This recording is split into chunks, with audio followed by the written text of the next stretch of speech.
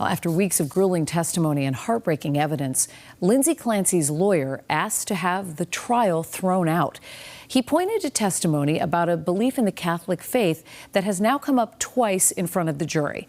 Brandon Truitt shows us the tense moments in the courtroom with closing arguments expected soon. Religion is largely off limits in the courtroom, but for the second time in this trial, Lindsay Clancy's faith was mentioned in front of the jury, and this time the defense snapped back.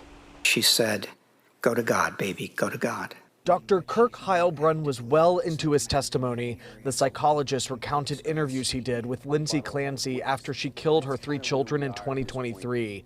The state alleges her actions were premeditated. The defense argues she was out of her mind, the result of postpartum psychosis.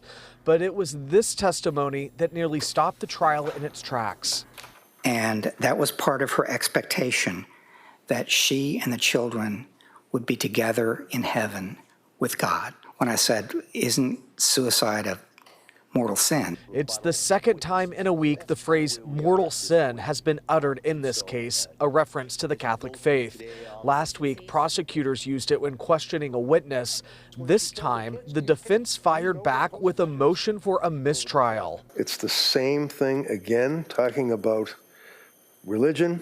Prosecutors claim it was not intentional and that the witness took it there. I didn't ask a question about her religion, so I would ask that the jury be instructed to disregard the answer. Ultimately, the judge agreed. He rejected the request for a mistrial and issued stern instructions to the jury to strike the testimony about religion.